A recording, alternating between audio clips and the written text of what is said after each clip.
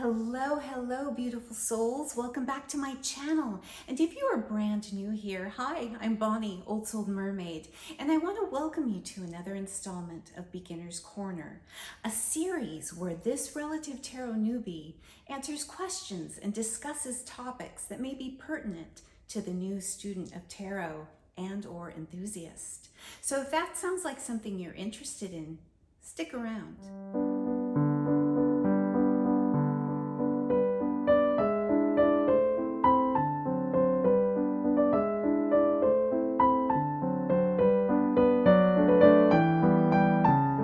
So in this installment of Beginner's Corner, we're going to focus on the best, or what I deem as the best, or some really good options of beginner indie decks. But I just want to say, I think it's a good idea to get a classic deck in the system that you're planning to study with. So we're going to be focusing on the RWS system and RWS clone or indie decks that follow the RWS system close. Now, I do want to say that my parameters for choosing decks, indie decks, were to make sure that they're still readily available. So that made it kind of hard. I had a lot of decks in this category, but I wanted to choose some decks that you could still get. And that's kind of hard to do because, you know, indie decks come in and out of production, and sometimes they get reprinted and sometimes not. So right now, as I'm filming this, all the decks I'm about to show you are still available, and I will leave links down below. So the first indie deck right out of the gate that I think would be fantastic for a beginner, and it is the This Might Hurt Tarot deck by Isabella Rotman. So these are the glorious backs of the This Might Hurt Tarot deck, and it does come edged. I think there used to be an option where there was a different edging, but that wasn't available to me when I ordered my copy of this deck. But this deck follows the RWS system very, very closely. The modern decks, what I find what's good about them, it takes out a lot of the esoterica out of the imagery, but you still get the symbols you need, and you still get the meat and potatoes as it is. And everything that's pretty much depicted, the important symbols and symbology of the RWS deck, you can find in these decks. Now, as you can see, this deck follows the classic RWS system fairly closely, albeit in a very modern way. You know, I love this chariot, and she's straddling two motorcycles instead of the two sphinxes or the two horses that are usually depicted in a you know, more classic artwork. But I would say this is also a rival for the mass market modern witch tarot because of the modern imagery and how diverse it is. With skin color, body types, there's a little bit of age diversity in this deck, but many beginners might find a deck like this and that of the modern witch easy to get, to resonate with, to understand, because it does have people and humans that look more like we do. And the scenarios look a little bit more like, you know, our everyday scenarios, and not that of the medieval castle or the medieval field. But it does go in its own little magical way at times. So I think this is a wonderful, wonderful option for a beginner. And yeah, we've got a semi-naked baby here. So you can see how closely it does stick with the classic RWS deck. And this is the This Might Hurt Tarot deck by Isabella Rotman, and it is still available today. The next wonderful option, indie option for the beginner, is the Seventh Sphere Tarot by Tina Gong. The Seventh Sphere Tarot is a very minimalistic deck, as you can see from the beautiful backs. Look at the gorgeous edging. This is a very light blue. It might look silver on my camera. But much like The Spirit Within by Stephen Bright that I showed in my previous video, this shows silhouettes, and it's a very, in many of the cards, and it's very, very streamlined artwork. It follows the RWS deck very, very closely, but it is very, very stripped down. Very stripped down, not as much as the Esoterica of the Golden Dawn that's in the classic deck. It is very, very stripped down. You can see many of the human forms are in silhouette and shadow, but you get everything you need in this beautiful deck. Now, Tina Gong did come out with a book, an exclusive book with Barnes & Noble that had an iteration of this deck. Not as nice cardstock, and it had borders, but it was included with her book. And her company is Labyrinthos. And to my knowledge, this deck is still available and fairly economical as far as indie decks go. And I forgot to mention the This Might Hurt is still very economical, I think in the $45 range, which is good. Everything that you need. And if you get confused by all the symbology and busy imagery, this is a wonderful option that just takes it all down, strips it all away, and just gives you just what you need. And even though you can't see a lot of the expressions, you know, on the faces, you get it from the poses and the body posture. So you get exactly what you need. And this is the Seven Sphere Tarot by Tina Gong. Her company is Labyrinthos. We've got a whimsical and fun one next, and it is the Crystal Unicorn Tarot by Pamela Chen. These are the glorious backs of the Crystal Unicorn Tarot. It is reversible, so if you want to start reading with reversals, this is a good deck to get because the backs are reversible. Great cardstock, and you can see there's an extra card here. Don't worry. Very, very cute. Now this pretty much is an RWS clone, but it just has unicorns instead of humans depicted. You get all the same symbols and symbology, the same poses, and in a lot of the cases, and it's beautiful watercolors, and it's just a beautiful, fantastic deck. If you're a little bit hesitant about tarot, or maybe you're looking for a good gift to give maybe a young tween or teen to start their tarot journey, this is a wonderful option. Or maybe just for the young at heart. You don't have to be young to appreciate this tarot deck, because I certainly am not young, and I very much appreciate this tarot deck. Again, it's a clone to the RWS. And just, it's so fun, it's so magical, it's whimsical, and don't let the whimsical nature of the images fool you. It can give you a serious reading, just like any other deck can. And that is the Crystal Unicorn Tarot by Pamela Chen. Another gorgeous and stunning option for the beginner is the Afro Goddess Tarot Arcanas deck by Andrea Furtek. This deck that I have here is the special edition, but it is also available in an original edition. These are the gorgeous holographic gilded backs for the special edition. Now, the original edition is a bigger card, more oracle size, whereas this card size is closer to, yeah, it's exactly the size of a classic RWS mass market deck.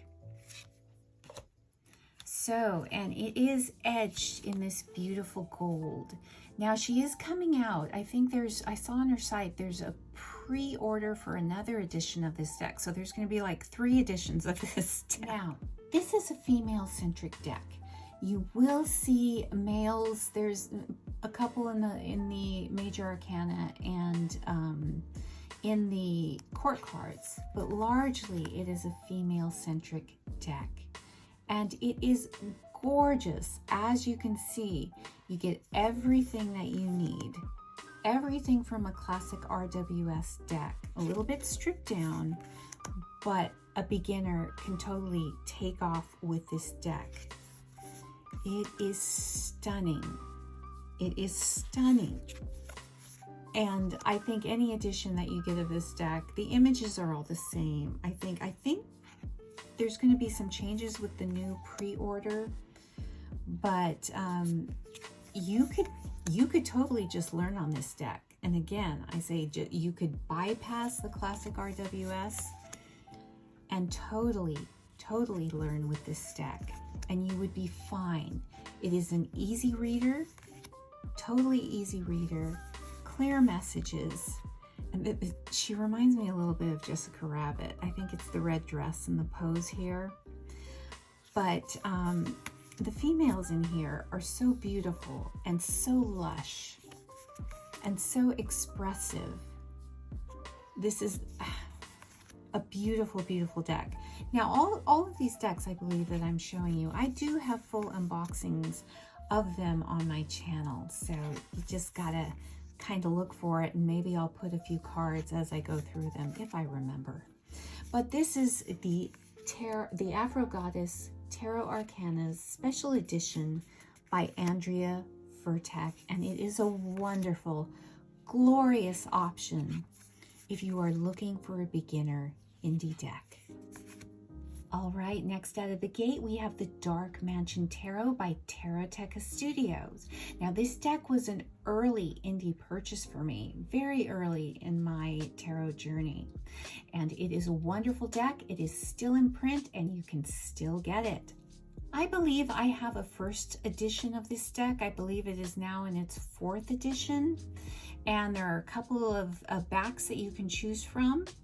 And I have the dark backs because that's all that was available for the regular size deck at the time.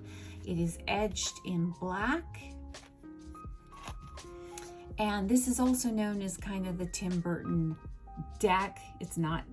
Tim Burton had nothing to do with this deck, but the imagery evokes some of Tim Burton's work, and in his movies, his cartoons, his animation.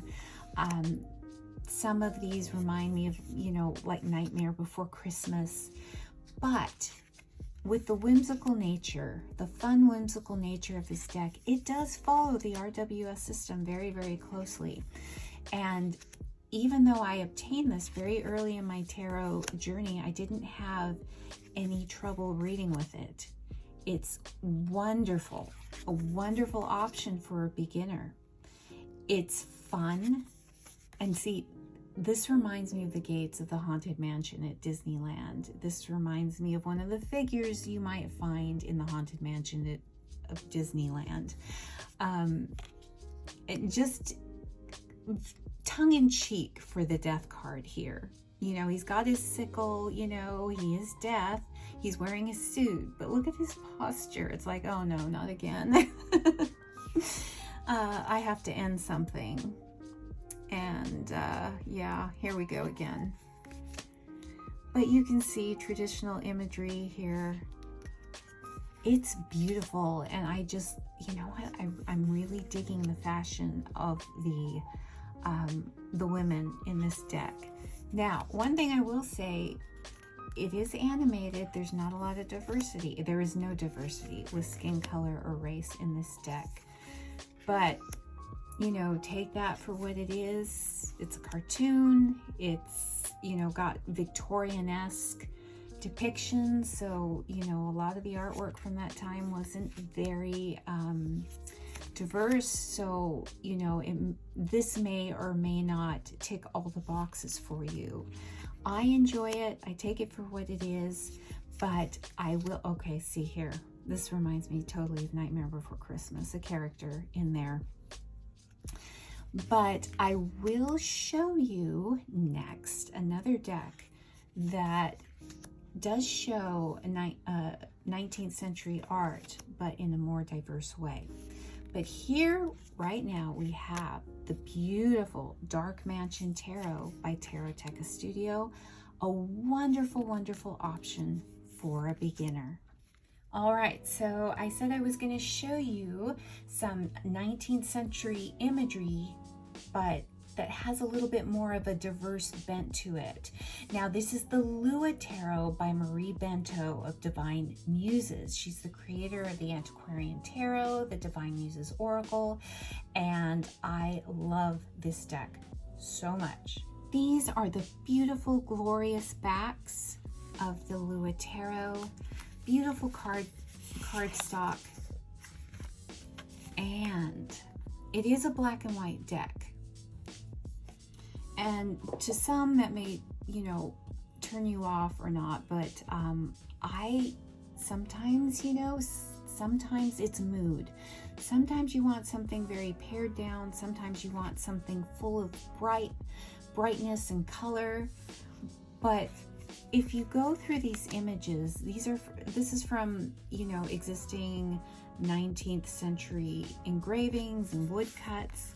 But there is diversity in the imagery. And I think it does, as much as it can, it follows the RWS system very closely. And I think a beginner can easily read with this deck. I love this hanged one right here. And the good thing also about this deck, especially if you're a beginner, maybe you don't like a 10 of swords with a bunch of swords and blood and gore sticking out of the back. All that has been stripped away from this deck, and the creator did that intentionally. There's no nudity, there's no blood and gore, but even without the depiction of the sword sticking out of his back, because of his posture, you get the full-on meaning of the 10 of Swords. Traditional 8 of Wands. And you see there is some diversity. And you can tell, even though it's black and white in the imagery. You know, you get imagery from different cultures, from different parts of the world. And that's what I love about this deck, even though the artwork is 19th century. Marie Bento's other decks, her Antiquarian Tarot, even though that has 19th century photographs in that deck, she does a really good job of, as best she can, showing diversity in the deck as much as you can with this type of artwork. And that's why this is a favorite, and I think a beginner could learn to read with this deck and have no problems. Look at that beautiful Empress. Can we just revel in how beautiful she is? It's just gorgeous. Oh, and this Knight of Coins. So you see, very diverse, and it's quite an accomplishment to have a diverse deck, or to achieve any semblance of diversity with just using 19th century art. And so my hat's off to Marie Bento. And this is her Lua Tarot. And this deck is, I will say, it may be, it comes in and out of availability. So you'll have to check her website, but I don't think it's completely out of print. All right, I'm going to show you one of my favorites, one of my all-time favorite indie decks, and it is the Slow Tarot by Lacey Bryant. These are the beautiful backs. It is linen cardstock, so that right away is a plus for me because it's so easy to manage for my small, weak hands. And we turn it around and you're going to see some modern art, some beautiful modern art vibrant with color and life and expressiveness. So again, if you if modern art resonates with you, this is a wonderful deck to get. If you are a beginner, you can easily read with this deck. If you can learn with it, or if you've worked with the classic RWS deck a little bit, you're gonna have no problems with this deck. But the colors, just every time I pick up this deck and look at it, it gives me that tingle. It gives me, you know, how people say it gives you all the feels. This deck does that for me. Many of my decks do that in some way, shape, or form. But this deck always does that for me. Any type of reading I need, I'm in awe of this deck, the beauty of this deck. And maybe it's because of the linen texture of the cardstock, each card seems like a little mini piece of artwork on canvas, if you get what I'm saying. It's so lush and so beautiful and so vibrant and full of life. And some people are disturbed by this card, the Nine of Cups, but I was jarred a little bit when I first got the deck, but I'm okay with it, and it's one of my favorite depictions of the Nine of Cups here. But this is the Slow Tarot by Lacey Bryant, and a wonderful indie option for the beginner. Next we have the beautiful Starseeker Tarot by Nikki Ferrata. The Starseeker Tarot, again, is a stripped down minimalistic deck. Now, it's got these beautiful lavender backs with beautiful lavender etching. So if you like minimalistic art, but maybe want something with a little bit more than, say, the Seventh Sphere Tarot that I showed you earlier in this video, this would be it. You get everything you need. I love the suit of cups in this deck. But look at how beautiful these images are. Her use of color and shading, and you see texture, you know, with her collage work, you know, mixed media going on here. And it is a beautiful, beautiful deck. And I think you get everything you need if you are learning, if you are a beginner learning. And the writing in the book, I will say, is quite book. It's not a thick, chunky book, but I like her. I remember I like her description of the Seven of Swords in her book. Helped me see it in a different way than I traditionally and I had previously. But look at how beautiful this World card is. Now this deck is available, and it is in the more economical range for indie decks, and it does come in and out of printing. I think she's printed this, you know, a few times, and because she prints, you know, she's a one-woman show and she prints it in small batches. So I checked on Etsy, and it is available right now as of this minute, and I will leave a link down below. And this is the beautiful Starseeker Tarot by Nikki Ferrata.